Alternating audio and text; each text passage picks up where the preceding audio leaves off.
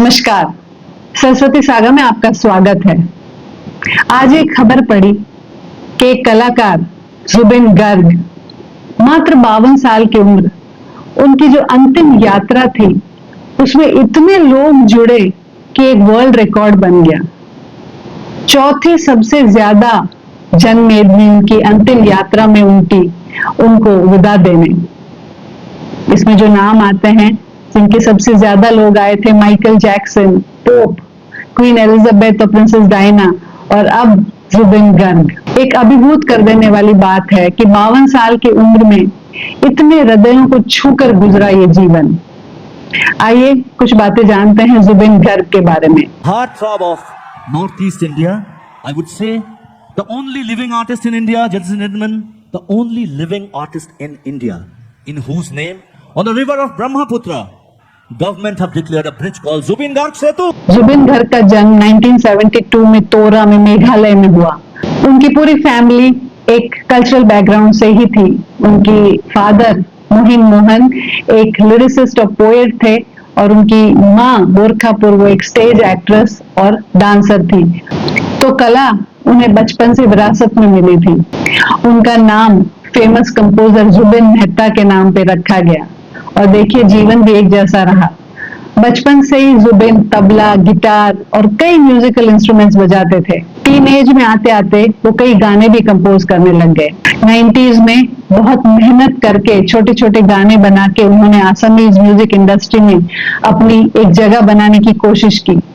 1992 में उनका एल्बम आया अनामिका और इससे उन्होंने अपना एक स्थान आसामीज म्यूजिक इंडस्ट्री में बना लिया। 90s से लेकर 2000 तक उन्होंने कई आसामीज गाने बनाए।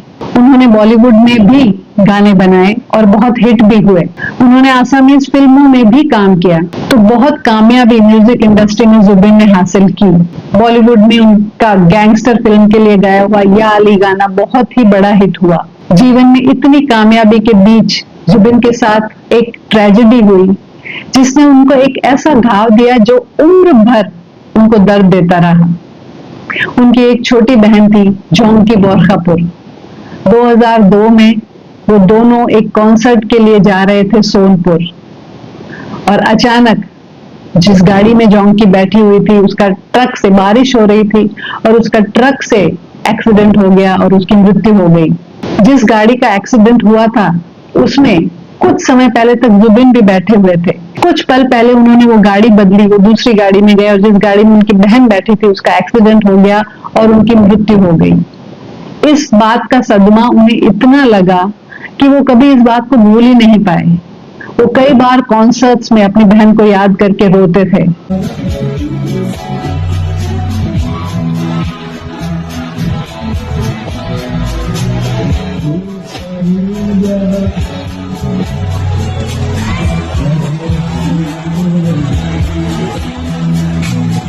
उन्होंने अपनी बहन की याद में एक एल्बम भी रिलीज किया, जिगजू। ये दुख कहीं ना कहीं उन्हें खा गया। उन्होंने खुद एक्सेप्ट किया था कि डिप्रेशन और लोनलीनेस का वो शिकार हो गए हैं और इस वजह से वो शराब पीने लग गए, अल्कोहलिक बन गए थे जुबिन। कभी कभी शोज के दौरान उनकी हालत खराब हो जाती थी और वो स्टेज पे कोलैप्स भी हो जाते थे। डॉक्टर्स ने भी उन्हें एडवाइस किया था लाइफस्टाइल चेंज करने को, लेकिन जुबिन का एक कहना था कि म्यूजिक इज माई मेडिसिन। उन्होंने कई पॉलिटिकल इश्यूज पे भी अपने ओपिनियंस दिए और म्यूजिक को अपनी आवाज बनाया। उनके कॉन्सर्ट्स फैंस को पागल कर देते थे।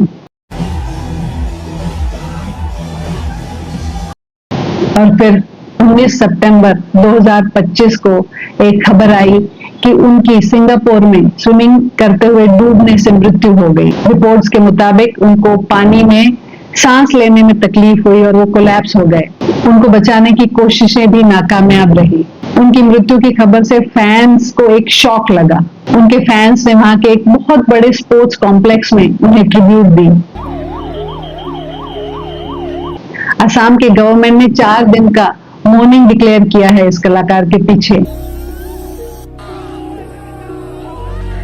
तो आप समझ सकते हैं कि कितनी चाहत थी इस कलाकार के लिए असम में। फुल स्टेट ऑनर्स के साथ उनको अंतिम दाह दिया गया 23 सितंबर को।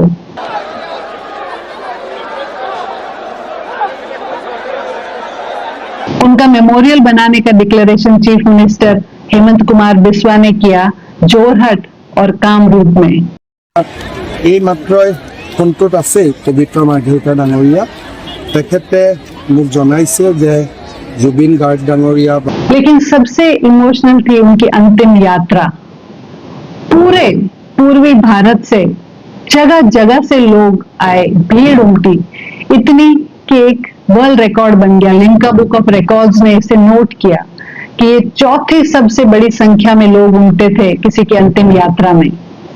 पहले नंबर पे माइकल जैक्सन थे, दूसरे नंबर पे पोप हैं, तीसरे नंबर पे क्वीन हैं और अब जुबिन गर्ग। ये इस बात का सबूत है कि जुबिन गर्ग सिर्फ एक सिंगर नहीं थे, वो करोड़ों लोगों की दिल की आवाज थे और उस दिल में वो हमेशा जिंदा रहेंगे। Would you know my name if I saw you in heaven? मेरी उनको दिल से श्रद्धांजलि। नमस्कार, जय हिंद।